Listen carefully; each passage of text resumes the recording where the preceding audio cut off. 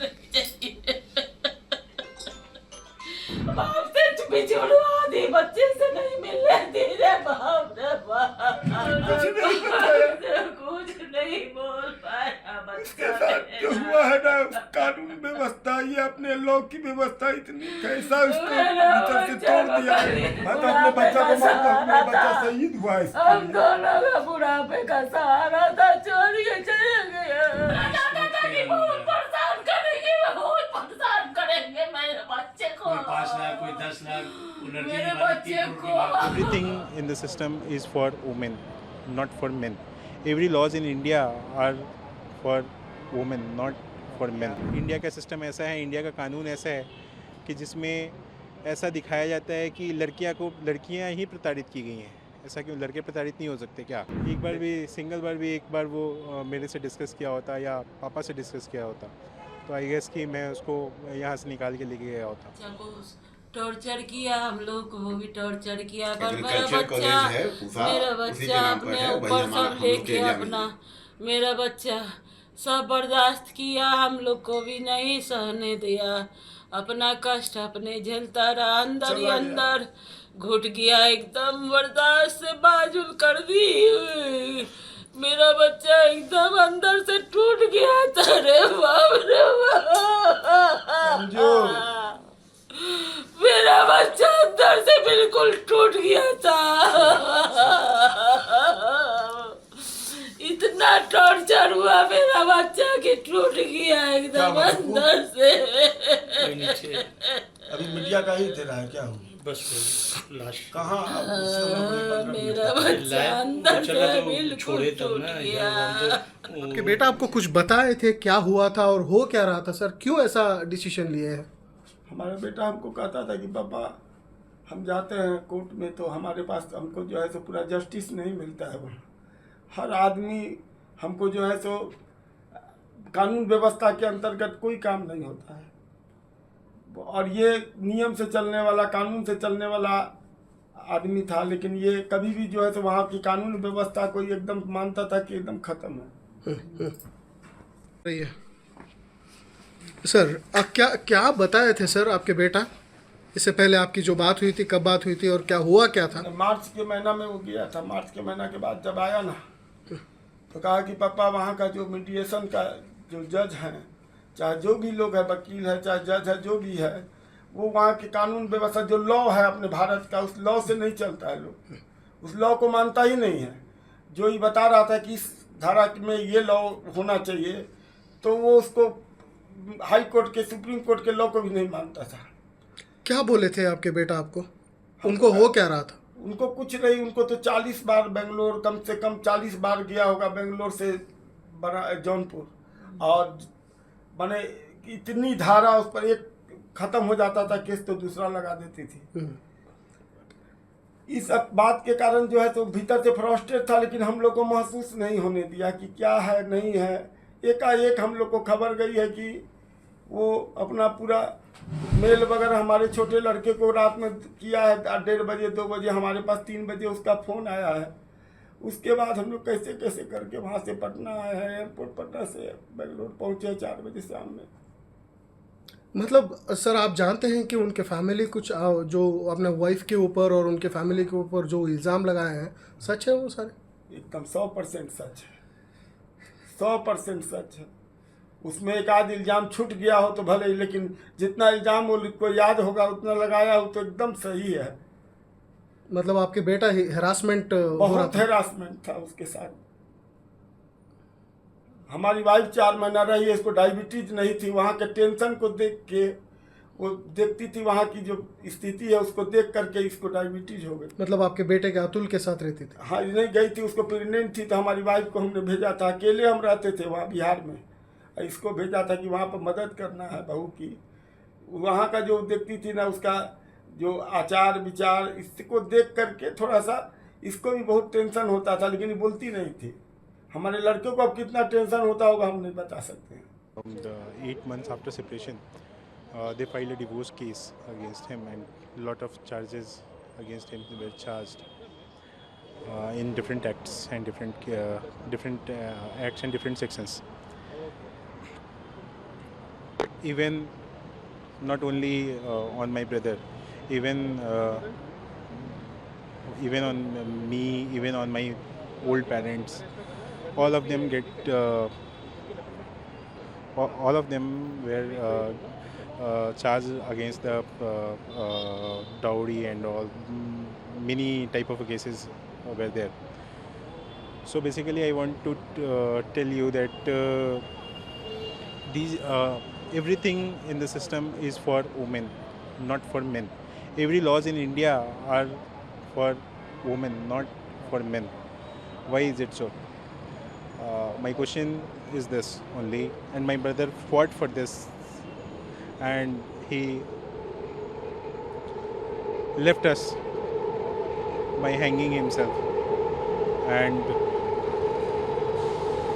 मैं ये कहना चाहता हूँ कि जैसे शहीद भगत सिंह ने एक देश को जगाया था, मेरा भाई भी कुछ ऐसा ही करना चाहता है, कि लोगों को जगाना चाहता है कि कैसे परेशान किया जा रहा है, कैसे लोगों को शादी करके बर्बाद किया जा रहा है। या तो वो बर्बाद हो जा रहे हैं या अपने आप को ऐसे ही छोड़ के चले जा रहे हैं अपने लोग इस दुनिया से। इवन इन सुसाइडल नोट उसने अंतिम इच्छा ये लिखी है कि अगर मैं सिस्टम से और इन सब चीज़ों से जीत गया तो मेरी अस्थियाँ गंगा में बहाई जाए। अगर मैं इस सिस्टम से हार गया तो कोर्ट के बाहर जो गटर हो उसमें मेरी अस्थियाँ बहा दी जाए। सर, आपने कुछ सवाल जुडिशियल सिस्टम को लेकर भी उठाया कि किस तरीके से न्याय नहीं मिला आपके भाई को। सर क्या है सर, आपने खत, आप बोल रहे हो कि भैया ने खत भी लिखा। मैडम जो वीडियो सर्कुलेटेड है उसमें आप पाएंगे कि उसने ये बोला है कि how many number of times एक कोर्ट ने उसको बुलाया है, और बीइंग कि वो एक जॉब करता है और जॉब में वो कितने दिनों की उसकी छुट्टियां मिलती हैं ये आप लोग सभी को पता है। उस जॉब की छुट्टियों में वो अपने इसके लिए कोर्ट में प्रेजेंट होना इज़ कंपलसरी, एंड वो जाता है कोर्ट पे। 2 साल के अंदर उसने इतने नंबर ऑफ के मतलब उसके डेट्स पड़े हैं, बिकॉज कि वहाँ एक कोई जज हैं जो लेडी हैं, वो लेडी तो हैं, तो ऐसा जज के पोस्ट पे सिर्फ ऐसा नहीं होना चाहिए कि वो आप लड़कियों को सिर्फ के फेवर में बात करो। आप देयर शुड बी, आप एक पोजीशन पे जब बैठ जाते हो वहाँ पे आपको न्याय करना होता है, चाहे वो लड़कियों के लिए के पक्ष में हो या लड़के के पक्ष में हो, based on the facts, not कि प्रताड़ित क्यों गया है। क्योंकि इंडिया का सिस्टम ऐसा है, इंडिया का कानून ऐसा है कि जिसमें ऐसा दिखाया जाता है कि लड़कियां ही प्रताड़ित की गई हैं। ऐसा क्यों? लड़के प्रताड़ित नहीं हो सकते क्या? लड़के के ऊपर जो मेंटल प्रेशर होता है, क्या वो ऐसा नहीं है कि शादी हो गई तो लड़कियों को ही प्रताड़ित किया जाता है, लड़के को भी प्रताड़ित किया जाता है। मेरा भाई ऐसा था कि शादी करने के बाद ऐसा नहीं है कि उसको घर पे भी काम करना पड़ा होगा कभी, मुझे लगता है कि कभी नहीं करवाया होगा। He earn that much of money कि वो सारी चीज़ें समझता था और करता था, सब कुछ किया उसने उसके लिए। बट जो भी चीज़ हुआ अनफॉर्चुनेट हुआ, और मुझे पता ही नहीं था कि ऐसा भी कुछ कर सकता है। अदरवाइज़ इवन एक बार भी, सिंगल बार भी एक बार वो मेरे से डिस्कस किया होता या पापा से डिस्कस किया होता, तो आई गेस कि मैं उसको यहाँ से निकाल के लेके गया होता। बट वो कभी डिस्कस नहीं किया, मेरे से भी नहीं किया और पापा से भी नहीं किया डिस्कस इस चीज़ों पे। और जस्टिस इज़ ड्यू वो उसने लिखा है अपने सुसाइडल नोट पे, तो मुझे जस्टिस चाहिए, एट एनी कॉस्ट चाहिए। उसने अपने जो मेल्स भेजे हैं वो प्रेसिडेंट ऑफ इंडिया को भी भेजा है, उसने सुप्रीम कोर्ट ऑफ इंडिया को भी भेजा है। वी वांट कि इस लॉ में ऐसा कुछ लॉ है जिससे एक मेन को भी कोई प्रोटेक्शन मिले, बिकॉज ऐसा नहीं है कि मेन हमेशा ही गलत होते हैं और हमेशा लड़कियां ही सही होती हैं। ऐसा भी हो सकता है कि लड़के सही होते हैं और लड़कियां गलत हो सकती हैं। लड़कियों के 10 अफेयर हो सकते हैं, तो ये गलत नहीं हो सकता है क्या? ये भी सिस्टम में है। बट क्या एक लड़का जा सकता है कि मेरी वाइफ के 10 अफेयर चल रहे हैं तो मैं इससे सेपरेट होना चाहता हूँ? है क्या ऐसा कोई सिस्टम? नहीं है।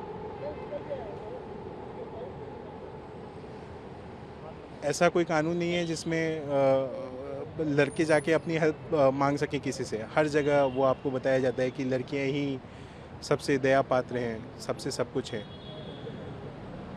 मुझे सिर्फ मतलब गवर्नमेंट ऑफ इंडिया और प्रेसिडेंट ऑफ इंडिया से सिर्फ ये गुजारिश करनी है कि मेरे भाई को जस्टिस मिलना चाहिए एट एनी कॉस्ट। अगर वो सही है तो, अगर वो गलत है तो प्रूफ आप मुझे कीजिए कि वो कहाँ गलत है। इवन मैं ये चाहूँगा कि जिस जज के खिलाफ उसने ये आवाज़ उठाई है, there should be a proper investigation against her. वो नाम भी मेंशन किया है अपने सुसाइडल नोट पे। उसने एक जो पेशकार होते हैं उसका भी नाम मेंशन किया है। उस पेशकार जो है वो ऐसा करता है कि जो जज है उसके सामने में बैठ के डेट लिखता है कि कौन सी डेट को अगली तारीख आनी है, अगली तारीख को आनी है। तो जो लोग होते हैं हर लोगों से वो 50 रुपीज़ चार्ज करता है। बट अगर आपके पास आप अगर अच्छा कमाते हो पैसा तो आपसे 500 से 1000 रुपये भी चार्ज किया जाता है। और 500 रुपये 1000 रुपये चार्ज करने के बाद भी अगर वो कह देता है कि मुझे सैटरडे का डेट दे दिया जाए बिकॉज कि सैटरडे हमारी छुट्टियां होती हैं, तो वो कहता है कि नहीं जी सैटरडे तो मिल ही नहीं सकता डेट किसी हालत में, ये है वो है। फिर बहुत ज़्यादा मिन्नतें करने के बाद जो है वो कहता है कि इतना आप दोगे तो मैं इतना कर दूंगा आपके लिए, वो भी बहुत गिड़गिड़ाने के बाद। तो ये अगर किसी जज के सामने में बैठ के पेशकार ये काम कर रहा है तो क्या ये करप्शन नहीं है? क्या इसकी रिकॉर्डिंग नहीं होनी चाहिए? और करप्शन भी क्या आपको लगता है कि वो कैमरा अगर इंस्टॉल हो जाएंगे तो कैमरे के सामने लिया जाएगा ब्राइब? कभी नहीं होगा, बाहर ले जाके लिया जाएगा, लेकिन लिया जाएगा। तो there should be a full proof plan कि आप कैसे इसको इंस्टॉल मतलब इम्प्लीमेंट करते हो इन इंडिया, और एक मेन को न्याय दिलवाते हो, कैसे दिलवाते हो। मेरे भाई की तरह बहुत सारे भाई हैं, मेरे बड़े लोग भी होंगे जो शादी करके बहुत गलत तरीके से फंसे हुए होंगे। तो मुझे ये कहना है कि सभी लोगों को न्याय मिलना चाहिए, एक कानून होना चाहिए उनके अगेंस्ट। हमारे फेवर में भी एक कानून होना चाहिए जिसकी हम हेल्प ले सकें।